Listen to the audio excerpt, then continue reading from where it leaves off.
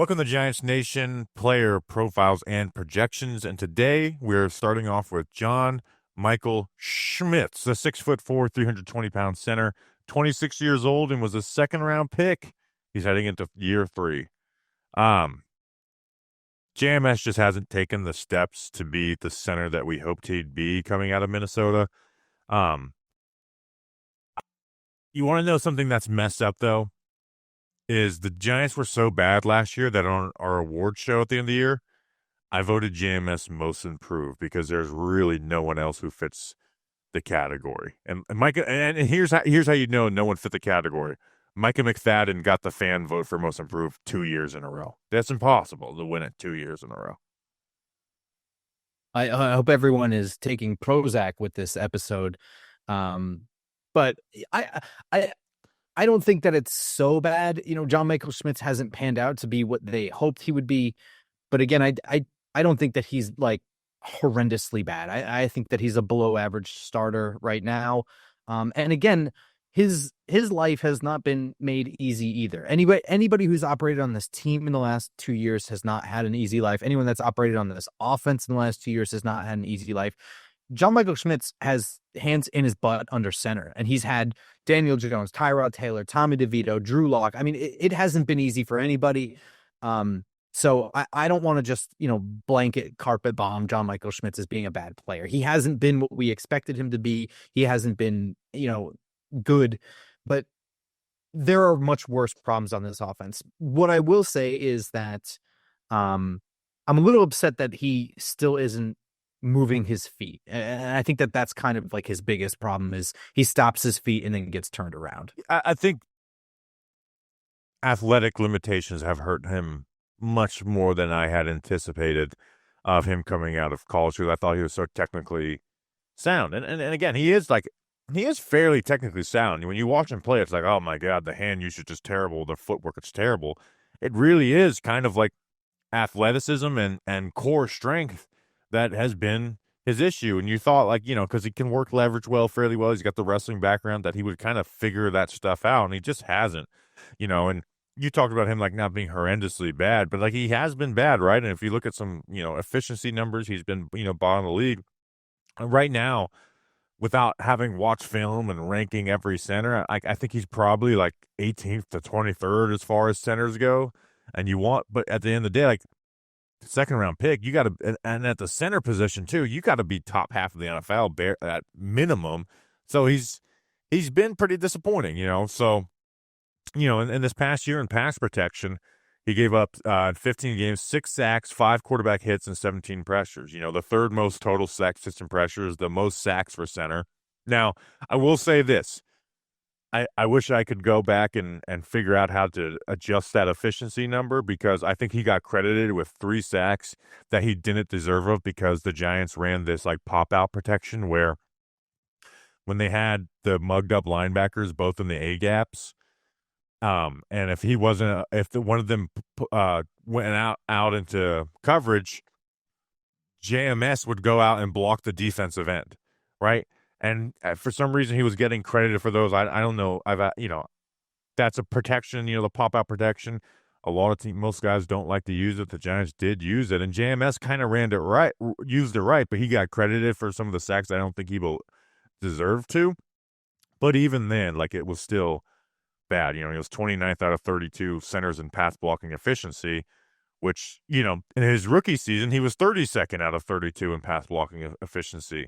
So, like, there is like slight improvement there. And in the run game, we'll talk about how he fit into what he's doing, or what the Giants were doing. But it was just like, man, this is not a positive player for the team either. No, and I'll say this, the same that we said about like Jalen Hyatt, and this sort of like, this is like the year to show it. This is what you got. The ball is in your court to make it work. I would say there hasn't been any question about like who's going to be the center. But I don't know. Like at a certain point this year, with the way the Giants have handled the offensive line, the way they've addressed it in the offseason, it is possible that they could rotate somebody into play center. You know, like Greg Van Roten could move in and play center if, you know, Marcus Bowe shows enough chops to be right tackle and Jermaine Illuminator could slide into right guard or something like that. I mean, it's theoretically possible if JMS is the worst part of the offensive line and he's holding them back. And it hasn't been pretty. Last year, like you said, the most sacks among centers, the 6th most hits among centers, the 12th most hurries among centers. It has not been good. But again, I try to put like a semi-quarter of an asterisk next to that, just knowing that the offense was just, it was just horrendous in general. And the offensive line, you know, and also the offensive line is getting credited for Daniel Jones running into sacks at times as well and running into pressures at times as well. And did it for Tommy DeVito and Drew Lock. So again, the raw numbers alone are I think can be skewed, but just the film is not great. He gets turned around at times. He's not quite squared up at times. He does look pretty good moving out in space and moving up to the second level, you know, despite athletic limitations. But sometimes he just goes up there and kind of hits air or only hits like one shoulder of a guy, and it's enough. But it's certainly not making up for the fact that inline blocking is not great. Well, and pass blocking wise, he's not You're getting muted.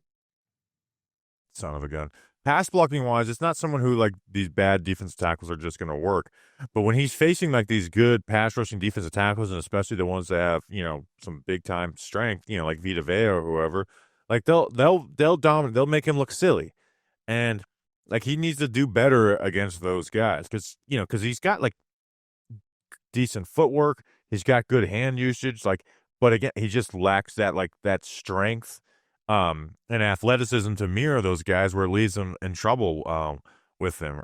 But and that's just kind of where it is with JMS, and I don't think that that's going to get a ton better because he's not bad technically, you know, and he's not making mental mistakes either, right? Like he's a smart player, right? Like you saw how much, like, with John Runyon and Greg Van Roten were at it, 2 veterans, how much less mental mistakes the offensive line with. When he had Marcus McKeithen and whoever else next to him at guard, there was mental mistakes galore, even though I thought JMS was, like, making the right calls and stuff as a rookie. So, like, he's in the right spots. He uses good technique. It's just the athletic limitations, strength and you know, and then athletic ability have held him back, you know. And I think a good example of that is in the run game because he's not a terrible run blocker. You know, like you get in these inside zone gap runs, he does a good job. Like he gets movement on first pop. He works double teams very well, which, you know, the Giants like to do them. You know, he works his leverage. He does a good job getting to the second level. He'll roll his hips through guys. But whenever they're doing wide outside zone, he just, one, struggles to get across the face and allows those defensive tackles to make plays and change the lane, but he also gets pushed back, right? He gets pushed back on those plays where it's like it limits to what you can do on the outside, where it's more like, all right, pin and pull. Like, yeah, get him out on pulling plays or pinning, you know, a backside end down because he's just not giving you that ability to create cutbacks off of those outside runs. Yeah, and I think that's the difference between being below average and being horrendous, right? Is like I said, like there aren't mental errors or anything like that. It just is, you know, an ability thing. I think he just hasn't been up to snuff against the better defensive tackles, and he's kind of barely holding his own against the not better defensive tackles.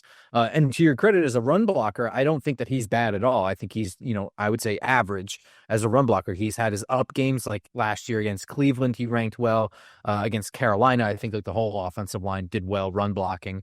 And New Orleans grades out pretty well as a run blocker. I don't think that that's a huge issue for him where he needs a ton of work. It's really in the pass block sets and keeping his feet moved. Like my biggest thing where I'd see where there's the biggest breakdowns is stops his feet and guys just get around him while they're working their hands. He's got to keep himself in front of people. Yeah, but even like because the Giants don't run a lot of the run stuff that hurts him, but like he's part of the reason that they're limited in what they do in the run game, and so is John Runyon and Greg Van Roten. It's not just him, but right now with JMS, I think he's somewhere between center 18 and center 23.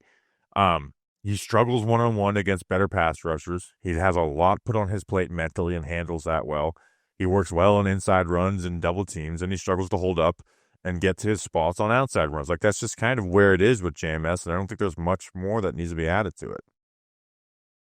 Yeah, and I think when it comes down to, he's got 2 years left of his rookie contract, 2025 and 2026. I'm not really sure what his future is with the team beyond that, but for what he needs to be this year, like, there's no excuses anymore for this offense, where I'm giving that quarter of an asterisk because the quarterback play not only wasn't good, but then it fell completely off of a cliff. 2023 was an abject disaster. We had play calling duties being swapped back and forth between coaches. 2024 was not an abject disaster, but it wasn't not a disaster. It eventually became a disaster, and there's that's not going to happen this year. I don't think it would be pretty unpredictable for that. They have Russell Wilson, and then they have a legitimate backup in Jameis Winston, who, whatever you may like or not like about Jameis Winston, is somewhere around like the 33rd, 34th, 35th best quarterback out there. I don't think that there's going to be any excuses for bad O-line play going forward, even if Russell Wilson is one of the most sacked quarterbacks in the NFL. Yep. Grump, why don't you talk to us about something? Well, I mean, the one thing that could help him maybe is body armor. It helps me anyway. So this player profile projections is brought to you by Body Armor Sports Drink. Rewrite your routine and choose better with Body Armor. Body Armor is real hydration with electrolytes, coconut water, and no artificial dyes, flavors, or sweeteners. With great tasting flavors like strawberry, banana, and orange mango, Body Armor will level up your hydration game. Grab Body Armor Sports Drink today at your local grocery store. Body Armor. Choose better. You'll be glad you did.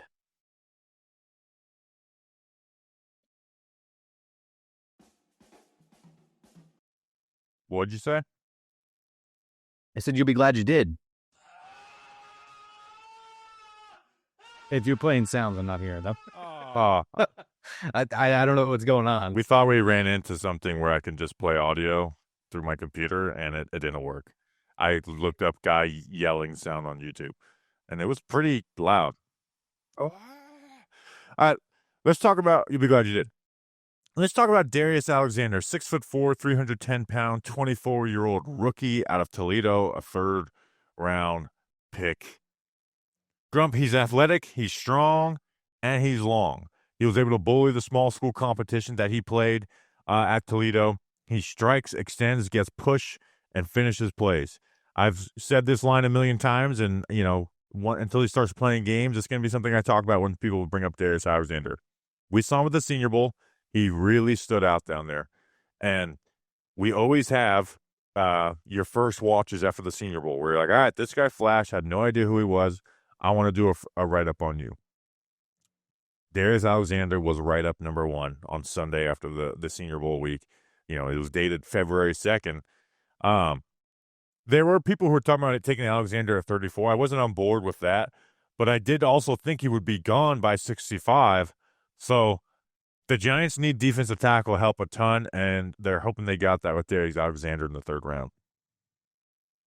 Yeah, and this sort of falls into the same conversation of like Jalen Hyatt and where he was drafted. Where Darius Alexander is drafted, I think when you get to a third round pick, you're betting on ability. You're betting on something knowing that there's some flaws. You don't get to be a third round pick by accident. There's usually a reason someone drops that far. Whether that reason's legitimate or not, I don't know. That's going to be up to you, the player, to advance at that point. And Darius Alexander, I think, can. So you look back at his Toledo film, and it's Toledo, and he doesn't really stand out too much at Toledo, which is disappointing because, I don't know about you, but for me, looking back after the Senior Bowl where he looked so good against regular or fair competition, you'd expect to go back and be like, oh my God, this guy is just tearing dudes up, and here's this play and here's that play. And there is definitely some of that. Don't get me wrong, but I personally was expecting to see more when I look back at that. Now, the upside of that is that that's further in the past than the Senior Bowl. So you're hoping that you're making steps forward. And then for me, the real thing that gives me some level of promise is that this is an Andre Patterson guy. This is a guy that Andre Patterson wanted, or at least so we're led to believe. So if you believe in him, then I guess you can believe in that. I'll say this too, because I think some of the Andre Patterson stuff gets overrated. It's like, yeah, well, he wanted Jordan Riley in the 7th round, and Jordan Riley sucks. Like, he's not a miracle worker. This is the first guy that he's gotten, though, as a young player who has the attributes that you can really work with. Like I said, has the size, he's long, he's athletic, and he's strong. You know, um, and he has some real deal amazing snaps when he was seventh in pass rush win rate for defensive tackles in his class. He didn't have the sack production that you would look for, especially playing against the small schools, but only Derek Harmon and Ty Robinson um, were defensive tackles in the draft class that had more sacks, hits, and pressures than Darius Alexander. Like, he was productive. Um, but you also see snaps where he's getting worked off the ball by angles and double teams. There's you would like to see him be more dominant against the smaller schools on a consistent basis, or when he was playing a school like Illinois, rise to that level of play when I thought it was like, this is not your best film. But one of the things I said about Darius Alexander, and this is unfortunately we don't get this opportunity, or at least we could, but it's not the focus with the limited resources, is you got to know how much work he's putting in, because because of those reasons, because I wish I would have seen some more from him against smaller competition and the bigger competition. Plus, he's going to be 25 when the season starts, right? We're not talking about this young 20, 21-year-old defensive tackle, where sometimes it takes defensive tackles to year 3 to blossom. Dexter Lawrence was one of those guys. Or even, Lawrence, it took till year 4 to really, really blossom. I mean, he was a good player. Dalvin Tomlinson, we've seen it with the Giants before, but if he's not putting in the work, he's just going to be what he is. He's going to be a guy who can flash at times, but it's going to struggle in the run and not be as consistent as a pass rusher as he could be. Yeah, and I think where he kind of excels is in his quick twitch athleticism at the line, where he can kind of get around guy. He uses his hands really well and is able to get past offensive linemen, especially in pass rush situations, and pressure the quarterback. Now, he can also overrun plays where he'll just like run right past the ball carrier, and it's credited as a missed tackle. I don't even know what you'd credit it as, really. It's just running right past stuff. But where I'd like to see him improve to where he can really be on the field for more than just like pass rush situations is for him to have that strength to kind of absorb some of those double teams, or do more than just be too fast for things. Because I also think that at the next level, that athleticism, it becomes a lot more average once you move up in competition, from Toledo, but I mean also from the Senior Bowl, is, a step up above that as well. So I think that that's really where he's going to have to blossom, is to really, really get more stout in the run game. Yeah, and play more consistent as a pass rusher with pad level. And again, this is a guy who played small competition. This is his numbers last year in 12 games. 3.5 sacks, 8 tackles for a loss. The year before, 4 sacks, 6 tackles for a loss. Like, film is the most important thing, but those aren't numbers that we'd even be thrilled with in the NFL. Now you can have those numbers and be a great player, because film is a very key part of evaluating defensive tackle. It's not like edge where the sacks numbers should come if you're one of the better guys, but there's needs to be more consistency. It can't be just flash, because if you're just flash, then you don't last, especially at the defensive tackle spot, where it is way more about what you're doing on a down-to-down basis. Because if you're struggling 3 out of 5 plays and at defensive tackle, well, you're a liability. You're the reason why we're dead, bottom 5 in rushing, and we don't have that fourth guy that can get after it on the passer consistently. Which, again, the Giants don't need that fourth guy right now, but we need more out of Alexander. And I do want to read my draft right up to finish off the profile. But do you have anything else on Alexander Grump? Nothing more, but I would just, for the level of expectation, I would say that the things he needs to improve on are going to take time. So, like, I don't expect him to be anything more than situational in his first year, closer towards the end of the year, being a little bit more consistent with his playing time, possibly, or maybe less consistent based on, I don't know. I mean, obviously injuries could factor into that too, but I think that what he needs to get better at is going to take, 2 years at least. That's rough. Then that's rough for an older player, and he's in a very weird spot too, where, like you said, he's a 3rd-round pick. He should not be the immediate. He shouldn't be put into an immediate starter unless he earns that. But he's also in a defensive tackle group that is really terrible outside of their star player in Dexter Lawrence. Again, the weakest point of the team, I think, by far. is that defensive tackle group after Dexter Lawrence. So it's like kind of if those other guys aren't going to perform, and if you're not getting playing time on the field, then there's going to be frustration there. But I'll finish with my write up on Alexander. Darius Alexander, defensive lineman, Toledo, 6'4", 305 pounds, 34-inch arms. Gifted defensive lineman who you need to know how much work he's putting in. Destined for the penetrating 3 technique role. Good athlete that shows up with very quick lateral movement. Get off is inconsistent. Plays too upright too often. Needs more play strength. Too many reps putter out. Needs to desperately add some bull strength. Not enough pocket pusher reps. Extremely fast and strong hands to swat offensive lineman hands with paired with foot quickness. Strong hands allow him to torque, bench, and pull linemen for wins. Stood up on double teams and too often gets moved. At best, doesn't lose double teams. Washed by down blocks easily. Works as a penetrator in the run game and pursues the ball well. And I had him as an early 3rd round. He's as early as the 3rd round as you could be. He was the first pick of the 3rd round. Anything else? Closing words for you, Grump? No, only that, like I said, the strength stuff, like you said, you just don't get it overnight. It does take some time. So I think the Giants fans will see the improvement by next year. The NFL fan might see it in 2 years. So it stinks, but that's sort of what I would expect. It could happen faster, though. We'll see. All right, that's an episode. We will see you guys tomorrow. Until then, let's go Big Blue.